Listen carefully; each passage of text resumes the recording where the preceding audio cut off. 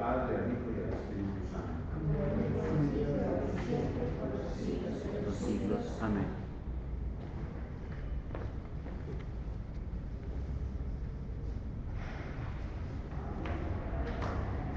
Buenos días. Un saludo de resurrección para todos ustedes y para los miles de personas que nos estarán siguiendo en directo en Medellín, en Colombia y en el extranjero. El optimismo tiene que ser la señal del cristiano, aunque no vea nada. Vamos a, en estos días, yo creo que, me imagino, yo llegué ayer nada más, que estamos meditando la resurrección del Señor. Saben que esta semana es toda ella un solo día. De hecho, en la liturgia vamos a oír que dice, porque hoy ha resucitado el Señor. Dice, pero no fue hoy, hace 3 días. Dice, no, en la liturgia, cuando hay una gran solemnidad, como la Navidad, como esta fiesta de la resurrección, 8 días son 1. O sea que no están atrasados si a alguien le dicen felices Pascuas ni nada de eso. Hoy resucitó el Señor. Y eso lo hace la Iglesia. De hecho, en la liturgia celebramos siempre el domingo de resurrección, es la fiesta para todos estos días. Y eso creo que es importante, pues que lo reconozcamos, de que lo que estamos celebrando no es algo pequeño ni algo pasajero, porque es el tiempo nuevo, estamos en una nueva condición, estamos resucitados. No se preocupen por la edad, estamos resucitados. O sea que ya eso de los calendarios, las arrugas, eso es de lo que queda de la vejez, del otro tiempo, exacto. Y entonces estamos con este sabor de boca que nos da la Pascua. Yo personalmente, pues creo que como todos venimos de celebraciones, de actividades apostólicas, y creo que es motivo pues de agradecer al Señor lo que está haciendo en nosotros. Y personalmente, ese es el punto al que me quiero referir, me parece que es muy bonito también el ambiente que se siente, al menos yo así lo he reconocido casi hablando con todo mundo, con el que se encuentra uno casualmente en el transporte público o con la gente y todos, el ambiente que se vive también en la iglesia, de fiesta, porque esta Pascua pues se levantaron 3. Esta Pascua ha sido, es que es la agilidad de la Pascua, eso se entiende. Esta Pascua ha sido una experiencia muy bonita. A mí me ha ayudado mucho también con nuestro Papa Francisco, porque es como un sentir de tiempos nuevos, ¿no? Nos comentaba ayer alguien que decía que fue a Semana Santa hace años que no iba aquí en Medellín, y dice, mire, yo creo que los que hemos estado alguna vez en la iglesia y nos hemos alejado, si no es ahora que volvemos, no vamos a volver nunca más, decía él, que había participado en todas las celebraciones, como que había sentido esa llamada. Y ese ambiente a mí me ha iluminado y me parece que es bonito hasta para las lecturas que vamos a leer en estos días, porque es como gestos muy sencillos, pero que dan una esperanza al mundo, tal vez porque nos faltan figuras, ¿cierto? Nos faltan figuras paternas, nos faltan figuras de confianza en las instituciones, ¿cierto? Hay tanta apatía de la política, ¿cierto? De si estamos verdes o maduros, todo el mundo tiene sus quejas, y nos da como y de la iglesia viene viviendo también unos años de mucha mala prensa también, ¿no? De difamación o de sacar solamente los trapos sucios, ¿cierto? De silenciar muchas veces toda la entrega cotidiana. Entonces con eso me da a mí que me pensaba que hay como un doble efecto, que me ayudó mucho la lectura de hoy, la que se hace en la liturgia del oficio de lectura que llamamos, en que San Pedro, esta es una primera cita, la primera carta de Pedro 2, desde el 9 hasta el 25 más o menos, ¿no? Primera carta de Pedro 2, desde el 9 hasta el 25. Especialmente hay un versículo que decía ahí, tengan, hablando Pedro que es el primer papa, ¿cierto? Francisco es sucesor de Pedro, para la información del que esté nuevo en esto, ¿no? Francisco es sucesor de Pedro, pues el que primero le tocó esa función, dice tengan en medio de los gentiles es todo mundo, tengan en medio de la humanidad, no solo de su grupo, sino de todos los hombres, una conducta ejemplar, a fin de que en lo mismo que los calumnian como malhechores, a la vista de sus buenas obras den gloria a Dios en el día de la visita. Y pensaba en eso, que es los mismos medios de comunicación, ¿cierto? Pensaba en eso, los mismos que calumnian, digamos, o los mismos que hacen, que como justamente se encargan de presentar públicamente las pobrezas, pues ahora son los mismos que están a toda hora ya hablando y refiriendo los actos sencillos de las buenas obras de lo que Dios nos ofrece. Y entonces por eso pensaba que podría ayudarnos en la meditación también de hoy. La cita del Evangelio de hoy es los discípulos de Emaús, que es la aparición de Jesús en el Evangelio de Lucas, Lucas 24, desde el versículo 13, el camino de Emaús. Y yo simplemente pensaba que nos puede ayudar en los mensajes que nos ha dado el Papa en estos días y las llamadas que nos ha hecho con las palabras y con los gestos. Nos ha hecho una invitación, y casi me quiero específicamente parar en esa. Nos invitó a salir, y nos invitó con mucha insistencia, y sobre todo a los que estemos más metidos en la iglesia, a veces tan metidos que hasta vivimos en un estado que es de la iglesia, como el Vaticano, ¿cierto? Que no salen de las oficinas, se toman el café dentro del Vaticano y hacen todo allá, entonces que salgan. ¿Y salir a dónde? Decía, a la periferia, o sea, salir a las afueras, a donde están, ¿quiénes? A buscar a los que no asisten, a los que no participan. Él hablaba mucho de salir a buscar la oveja perdida, ¿no? Y insistiendo entonces en que los pastores, que seríamos todos los cristianos, los que tenemos que orientar a nuestro mundo, que tengamos el olor de la oveja. ¿Se acuerdan de eso? ¿Lo han oído? Por eso, porque si uno resulta que no huele a oveja, entonces ¿qué pastor es? Es pastor por internet, ¿cierto? Es pastor por intermediarios, es uno que habla del pastoreo, que escribe libros sobre el pastoreo, pero huele a libro. En cambio dice, no, hay que tener olor a oveja, y olor a oveja perdida, yo creo que es un poco peor que olor a oveja en el redil, es olor a oveja perdida. Y dice, y entonces por eso, como dice, salir a buscar a los lejanos, y ese salir a la periferia, que es, pues fíjense que ya desde anoche, cuando miré la cita, me ayudó tanto, empecé a pensar, pues no es esto exactamente lo de los discípulos de Emaús. Fíjense, en el Evangelio de Lucas, si se acuerdan más o menos, recordemos que los capítulos del Evangelio comentan cuando empieza el capítulo de la resurrección, después de toda la pasión, sigue, y entonces fueron al sepulcro. El sujeto es el mismo que estaba antes, cuando hablaban de que lo pusieron en la tumba y tal, porque terminas con las mujeres. O sea, ni siquiera explicando que eso es una forma también literaria. Tú sigues, es punto seguido, no haces punto aparte. ¿Qué quiere decir? Que el sujeto del que estás hablando son las mismas. La mujer que es testigo de que lo pusieron, cómo lo pusieron, cuidarse bien que la cosa quedó bien hecha, y después hay un silencio, que es el día sábado, y después salieron, pero no explica las mujeres del otro día, sino que es continuo. Salieron a llevar los aromas, o como ya ustedes saben que hay distintas versiones, ¿no? Salieron y llegaron y vieron que la piedra estaba removida. Entonces se metieron a mirar, ¿no? Siempre hay metiéndose. ¿Y qué fue lo que encontraron? Nada.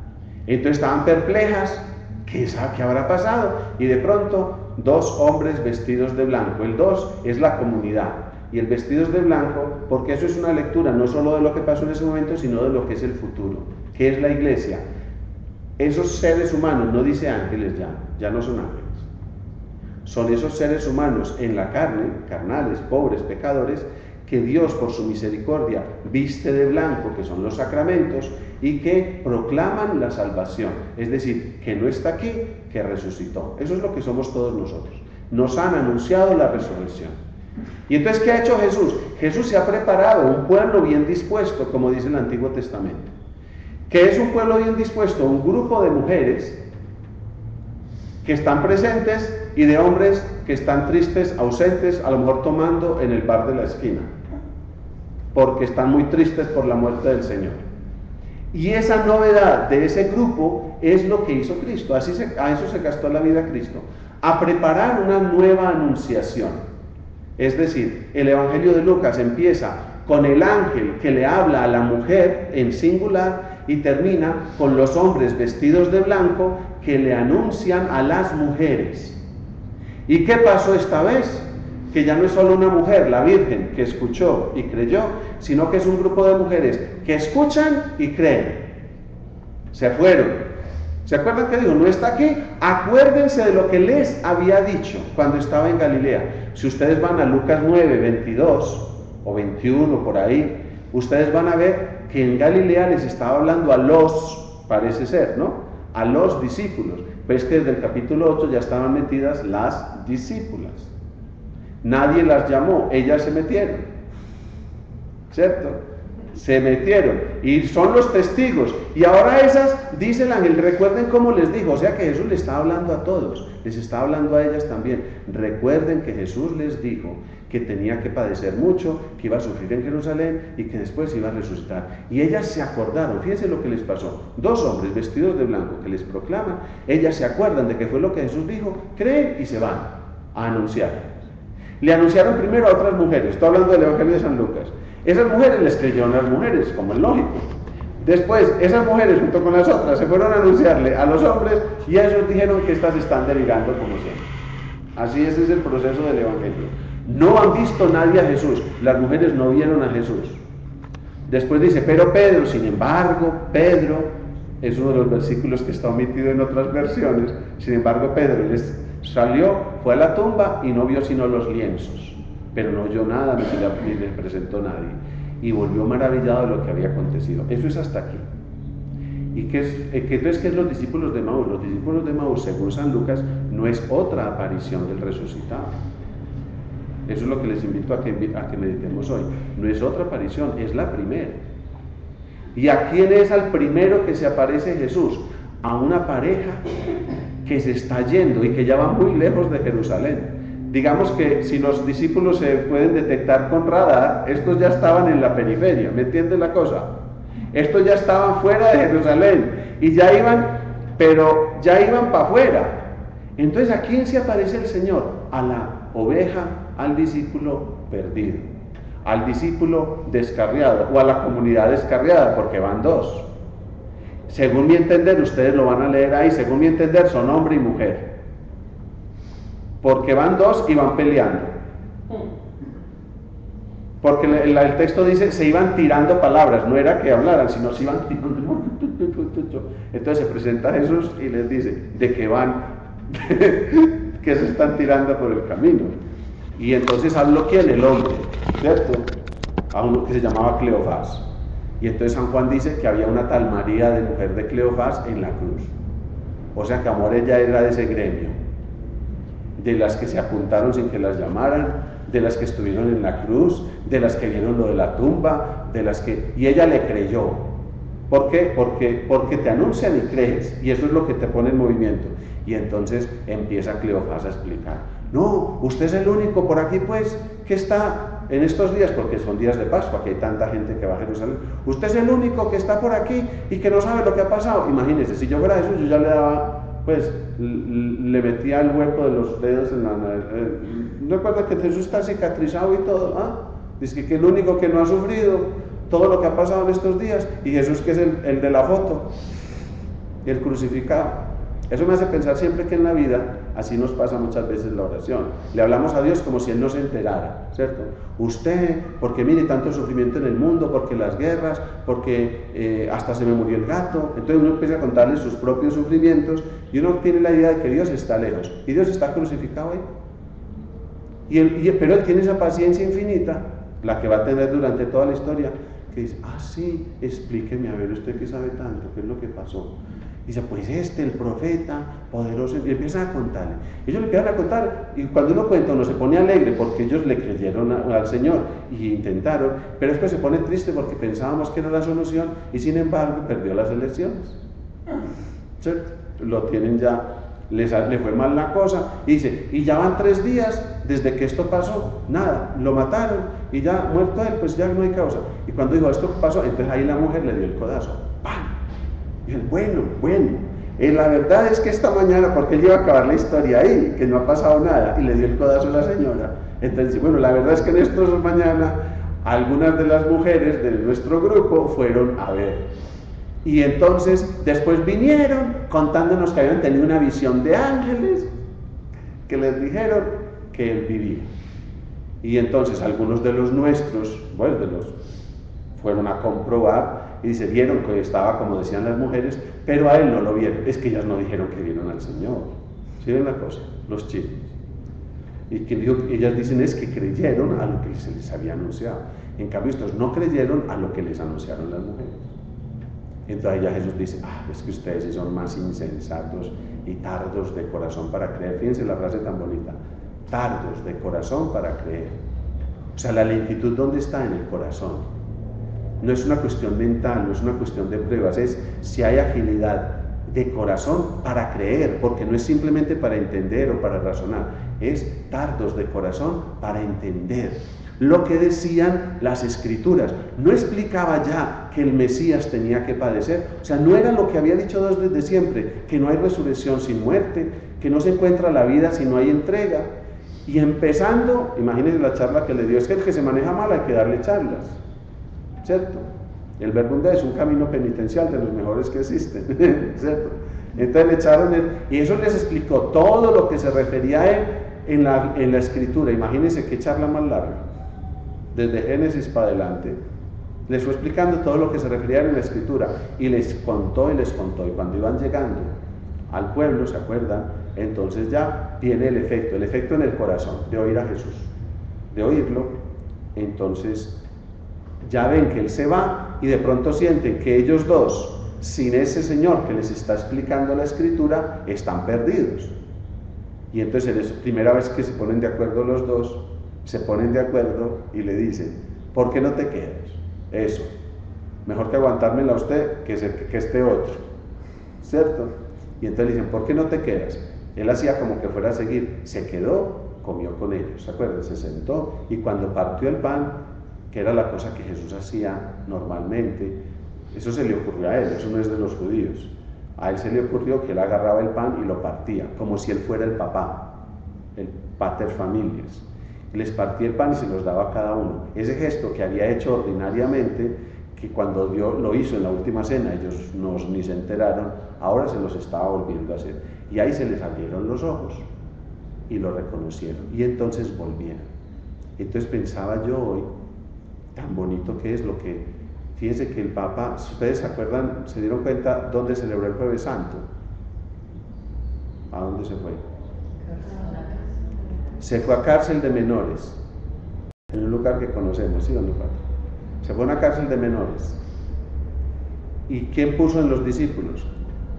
Ya nos está cambiando hasta la liturgia este pontífice, porque hay todas las rúbricas, cojan cualquier libro de esos, dice, se escogerán 12 varones, ¿cierto? Y él escogió hombres y mujeres, puso mujeres ahí. Y no solo eso, que puso a 2 musulmanes. ¿Ustedes se imaginan eso?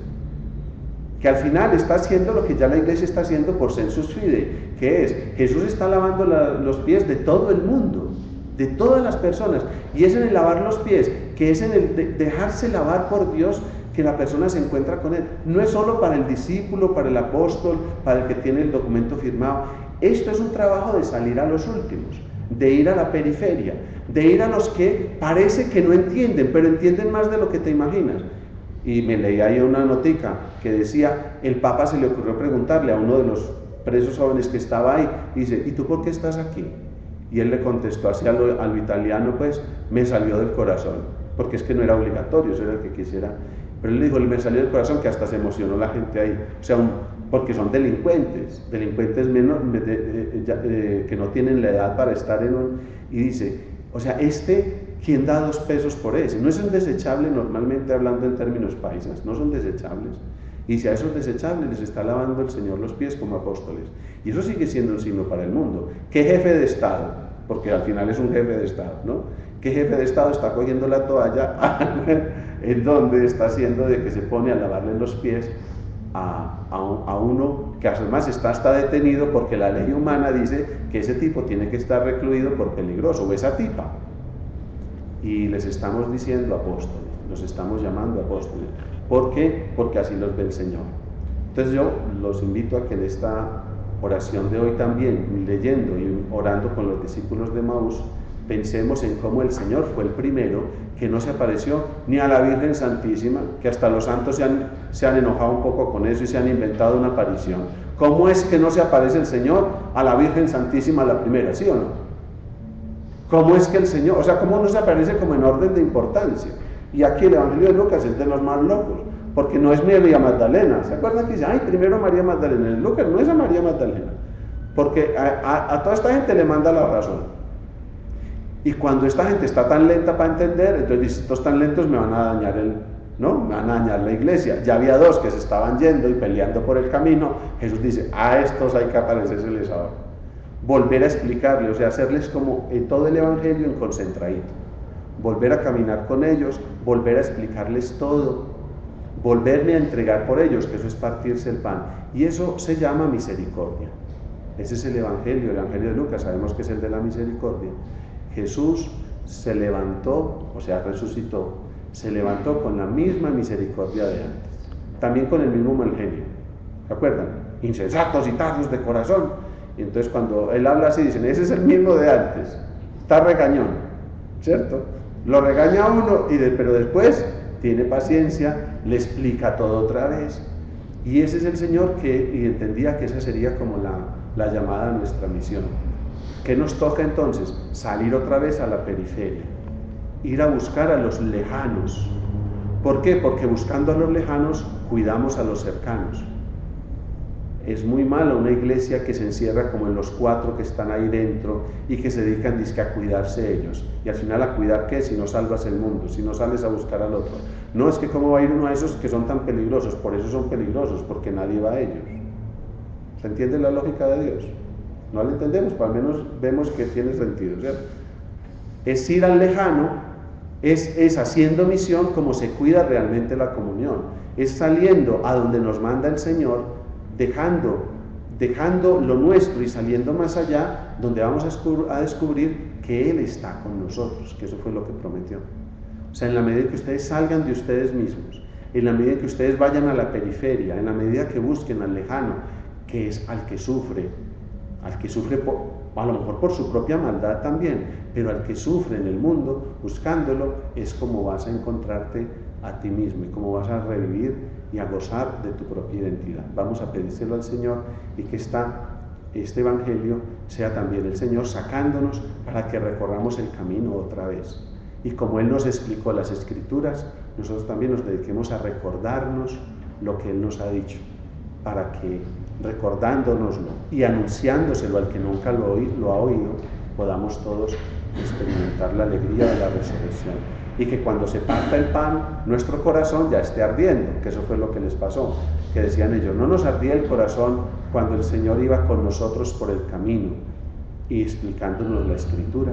O sea que cuando Él te explica la palabra, te va contando lo que Él ha hecho, el corazón de frío va pasando a caliente. Y entonces cuando el corazón ya toma ese calor, reconoce, cree. No necesita ver físicamente, porque ya cree en la palabra, cree en el pan partido, cree en los signos que hacen presente al Señor, cree en la comunión, en la comunidad, cree que el reino está visible. Y la Iglesia Católica por eso sigue siendo la esposa del Señor en sus pobrezas, en sus miserias y también en la maravilla de que el que la lleva es el Señor, el que la cuida, el que le da la luz es el Señor.